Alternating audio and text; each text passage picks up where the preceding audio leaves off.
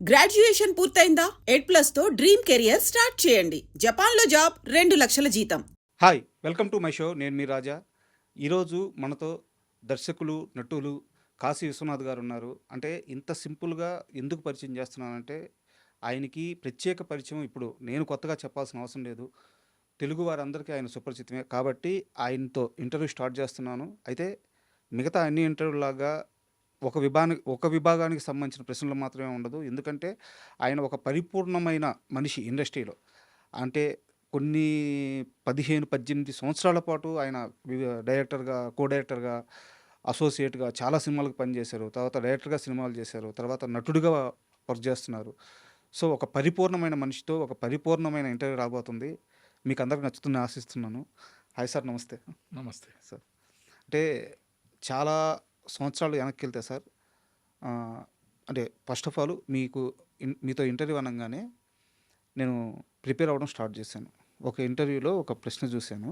నేను ఆ ప్రశ్నతోనే స్టార్ట్ చేస్తాను సార్. అలాగే ఒక వ్యక్తి సినిమాలపైన ప్రేమతో సినిమా ఇండస్ట్రీలోకి పోతుంటే తల్లిగారు చెడిపోతావేమో ఇండస్ట్రీలో భయంగా ఉన్నప్పుడు, అమ్మా నేను ఇండస్ట్రీలో గెలిచినా ఓడిపోయినా ఈరోజు ఎలా వెళ్తున్నానో తిరిగి అలాగే వస్తాను, అంతే స్వచ్ఛంగా తిరిగి వస్తాను, ఇదైతే నీకు ప్రామిస్ చేస్తున్నాను అని చెప్పి మీరు ఇండస్ట్రీలో అడుగుపెట్టారు. ఈ రోజుకి ఎన్ని సంవత్సరాలు పూర్తయింది సార్? దాదాపు 40 ఏళ్ళు. మీ అమ్మగారికి ఇచ్చిన మాట అలాగే ఉంది కదా? అలాగే ఉంది. ఏ అలవాట్లు చేసుకోలేదు. మా మదర్కి మెయిన్ ఏంటంటే డ్రింకు, సార్, సిగరెట్, సార్, ఇంకా మిగతా ఉమనైజేషన్ ఇవన్నీ ఉంటాయి కదా. సార్, సినిమా ఫీల్డ్ అంటే అన్నీ ఉంటాయి. అక్కడికి వెళ్తే పాడైపోతాడు. సార్, ఒక్కడే కొడుకు, రీజనబుల్గా ఆస్తులు ఉన్నాయి కదా, ఎందుకు పంపించటం అని చెప్పి రిలేటివ్స్ కానీ సొసైటీ కానీ భయపెడితే మా మదర్ నా దగ్గరకు వచ్చి అన్నమాట వద్దురా నువ్వు వెళ్ళొద్దు అది ఇది అంటే నేను చెప్పాను, అమ్మ వాటి కోసం మీరు భయపడితే అవేవి లేకుండా ఇప్పుడు ఎలా వెళ్తున్నానో అలా వస్తాను. సక్సెస్ అయినా ఫెయిల్యూర్ అయినా ఇంటికి వచ్చేస్తే మనకు ఎలాగూ ఉండటానికి తినటానికి బాగానే ఉంది కదా అని అంటే సరే నీ ఇష్టం అని అంటే అప్పుడు మెడ్రాస్ వెళ్ళాం. సార్, వెళ్ళినప్పుడు కొన్ని పరిస్థితులు ఇప్పుడు నవేడేస్ ఏంటంటే మా ఊర్లో 99% తాగుతారు. అప్పుడు నేను తాగి చెడిపోతానో లేకపోతే ఇంకో అలవాటు అయిపోద్దేమో అని మా మదర్ కంగారు పడింది. పరిస్థితులన్నీ మారిపోయినాయి. నాకు కూడా అలాంటి పరిస్థితులు చాలా ఎదురైనాయి. సార్, ఎందుకు సత్యనారాయణ గారు, అల్లురామలింగయ్య గారు వాళ్ళు ఒక షూటింగ్లో నన్ను రెచ్చగొట్టి తాగుడు ఉండదు, సిగరెట్ ఉండదు, అది ఉండదు, ఇది ఉండదు, ఎలాగే నీకు కాలక్షేపం, సరదాగా ఈరోజు నాతో కలిసి అన్న సందర్భాలు కూడా జరిగినాయి.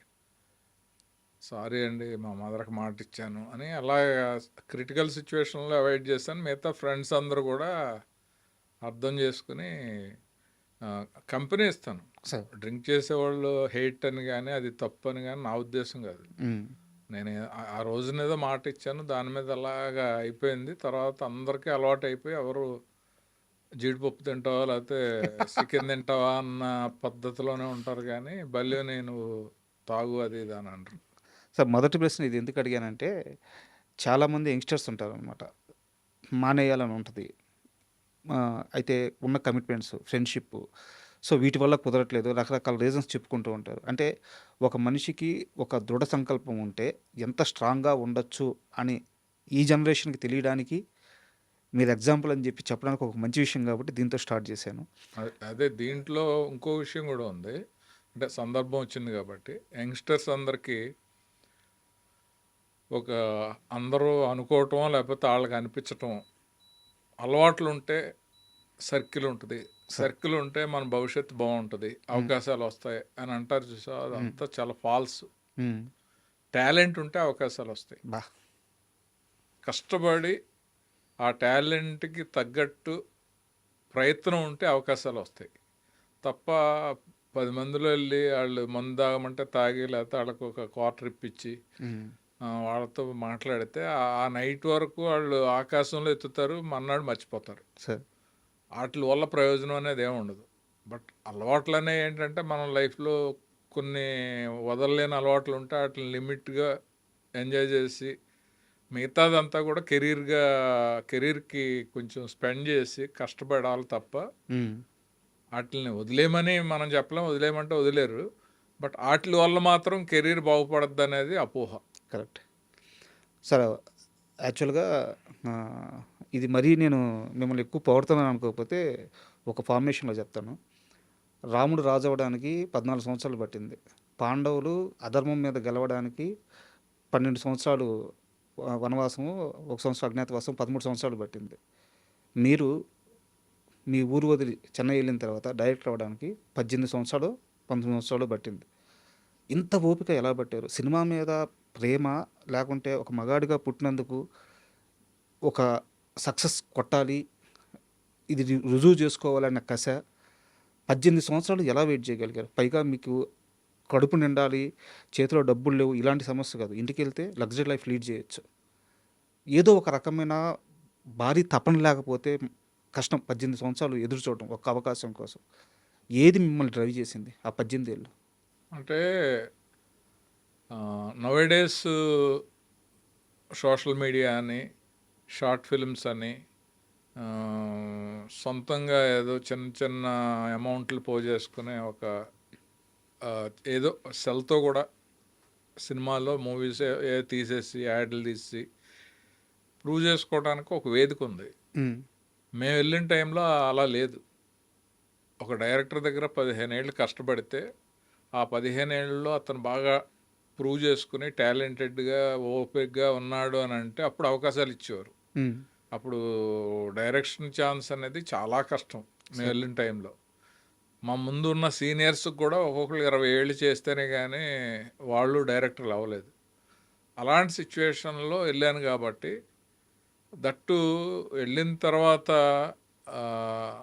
మనం వెళ్ళిన ప్లేస్ కానీ మనం పనిచేసిన డైరెక్టర్స్ కానీ మనని చాలా బాగా ఒక బ్రదర్ లాగా, ఒక ఫ్యామిలీ మెంబర్ లాగా చూసుకుంటూ ఉంటే మనకు ఆ లైఫ్లో వస్తుందిలే, వచ్చే వరకు వెయిట్ చేయొచ్చు, బాగానే ఉంది కదా అనేది కూడా కొంత ఉంటుంది.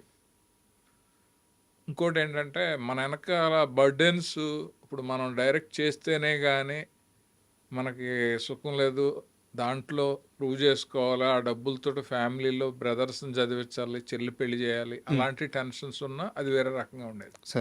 సో అవి ఏమీ లేకపోవటం, కంఫర్టబుల్ లైఫ్ ఉండటం, కంఫర్టబుల్ మనుషులు ఉండటం, కొంతకాలం తర్వాత ఏంటి ఇలాగే వెళ్ళిపోతే ఏంటి, మనం వచ్చింది ఎందుకు అనే రియలైజేషన్ వచ్చాక అప్పుడు నేను సురేష్ ప్రొడక్షన్స్కి వచ్చాను. సురేష్ ప్రొడక్షన్స్కి వచ్చే ముందు నా లైఫ్ చాలా రాయల్గాను, ఎప్పుడు కార్ ఇంటి దగ్గర ఉండేది, కో డైరెక్టర్గా. ఎక్కడికైనా హైదరాబాద్ కానీ ఎక్కడికైనా ఫ్లైట్ జర్నీ ఉండేది. మంచి ఒక 1,00,000-1,50,000 రెమ్యునరేషన్లా ఉండేది సినిమాకి. ఎప్పుడైతే నేను ఇది కాదు లైఫ్, మనం వచ్చింది దీనికోసం కాదు అని రియలైజ్ అయ్యాను, పరుచూరి వెంకటేశ్వరరావు, గోపాలకృష్ణ గారు వాళ్ళ ద్వారా సురేష్ ప్రొడక్షన్స్లో నాయుడు గారిని కలిసి అప్పుడు నాకు లైఫ్ గురించి కొంచెం అవగాహన కానీ, లేకపోతే మెంటల్గా ప్రిపేర్ అయ్యి దానికి అనుగుణంగా మనం మలుచుకోవటం కానీ జరిగింది. ఆ బ్యానర్లోకి వెళ్ళగానే నాకు కారు లేదు, స్కూటరు, ఫ్లైట్ లేదు, ట్రైన్, రెమ్యునరేషన్ 50,000. సో ఇవన్నీ నాకు చెప్పినప్పుడు నాకు అది కాదు ఇంపార్టెంటు, కెరీర్ ఇంపార్టెంటు, అవకాశం ఇంపార్టెంటు అని అనుకుని ప్రిపేర్ అయ్యి దానికే పనిచేసి అదే బ్యానర్లో ఏ కో డైరెక్టర్ తీసుకొని రెమ్యునరేషన్ తీసుకున్నాను. ట్రెండ్ సెట్టింగ్ మూవీస్ అన్నిటికీ కో డైరెక్టర్గా పనిచేశాను. తెలుగులో ఏ ఒక్కళ్ళకి ఛాన్స్ ఇవ్వలేదు సురేష్ బాబు, ఓన్లీ తమిళియన్స్కే. జయంత్ ఆయన తమిళియన్, ఉదయ్ శంకర్, తిరుపతి స్వామి, ఇలాగా ఫస్ట్ టైం నీకు తెలుగులో నాకు నచ్చావు, నీ టాలెంట్ అదే, నీకు ఛాన్స్ ఇస్తున్నానని చెప్పి నువ్వు లేక నేను లేననే సినిమాకి సురేష్ బాబు ఛాన్స్ ఇచ్చాడు. ఇక్కడ నాకు అర్థం కాని విషయం ఏంటంటే పరుచూరి బ్రదర్స్ అనేవాళ్ళు లెజెండరీ రైటర్స్. అంటే మీలాంటి కో డైరెక్టర్లు కానీ అసోసియేట్లు కానీ వాళ్ళు కొన్ని వందల మందిని చూసుంటారు. అయితే కాశీ విశ్వనాథ్ అంటే అదొక రకమైన వాత్సల్యం ఉంటుంది వాళ్ళిద్దరికీ. అది తమ్ముడు లాగా చూస్తారా బిడ్డలాగా చూస్తారో తెలియదు కానీ వాళ్ళిద్దరికీ మీ మీద విపరీతమైన ప్రేమ వాత్సల్యం ఉంటుందని చెప్పి మీ క్లోజ్ పర్సన్సే చెప్పారు. నేను నిన్న రాత్రి మాట్లాడాను. అది నిజమే. అది ఉమ్, అంటే రీజను ఇక్కడ ఒక విషయం చెప్పాలి. వాళ్ళ దగ్గర నేను ఎంటర్ అయి పనిచేసిన తర్వాత ఆ, నా క్యాస్ట్ ఏంటో తెలియదు. నన్ను బ్రాహ్మణ్ అనే అనుకుంటున్నారు వాళ్ళు. ఉమ్, అలాగ ఒక 7-8 ఏళ్ళు అయ్యి సురేష్లోకి వచ్చి ఛాన్స్లు ఇచ్చిన తర్వాత నేను చౌదరీస్ అని తెలిసింది. ఉమ్, సో అది నాకు చాలా బాగా అనిపించింది. మన మన కమ్యూనిటీ ఎంకరేజ్ చేద్దాం ఉమ్, అనే యాంగిల్లో రాలేదు నేను. సార్ సో నన్నుగా చూశారు, నా బిహేవియర్ చూశారు, లేకపోతే స్టోరీ సిట్టింగ్స్లో నా ఐడియాలజీ నచ్చిందో, ఉమ్, ఉమ్, థింకింగ్ స్టైల్లో, లేకపోతే నేను ఇచ్చిన కొన్ని సజెషన్స్ ఏం నచ్చినాయో తెలీదు. ఉమ్, ఒకటైతే మాత్రం చెప్పగలను, కలెక్టర్ గారు అనే ఒక సినిమా తిరుపతిలో జరుగుతోంది. సార్ దాని క్లైమాక్స్లో ఒక చోట బ్రేక్ వచ్చింది.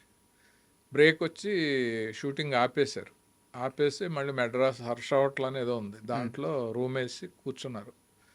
ఆ టైంలో నేను ఒక ఐడియా చెప్పాను. ఐడియా ఇద్దరికే నచ్చి ఉమ్, అది ఇంప్లిమెంట్ చేసి తిరుపతి వెంటనే షెడ్యూల్ ప్లాన్ చేసి షూటింగ్ పెట్టారు. ఆ ఐడియా తర్వాత వెంకటేశ్వరరావు అన్నాడు, సురేష్ ప్రొడక్షన్స్లో రామనాయుడు గారి దగ్గరికి వెళ్తే నీకు ఛాన్స్ ఇస్తారు, శరత్ను వదిలి వచ్చేస్తావా అన్నాడు. ఉమ్, అప్పుడు శరత్ గారు ఆయనకంటే నన్ను బాగా చూసుకున్నాడు.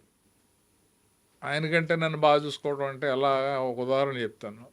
షూటింగ్ చేసి నైట్ ఎయిటింగ్ రూమ్లో కూర్చుని రాత్రి 10 వరకు అదంతా షార్ట్స్ అన్నీ తీసి ఆర్డర్ వేసి అన్నీ చేస్తూ ఉంటే ఆయన వచ్చేవాడు. సార్ ఎప్పుడు పనేనా, పద అలా ఐస్ క్రీమ్ తిందాం, లేకపోతే బుహారికి వెళ్ళి బిర్యానీ తిందాం ఉమ్, ఉమ్, అని నన్ను తీసుకెళ్ళిపోయేవాడు ఆయన. ఏ డైరెక్టర్ అని ఏం చేస్తాడో, పని చేసేవాడు ఇంకా బాగా పని చేయమని అలా ఉంటుంది కదా, అంత బాగా చూసుకునేవాడు.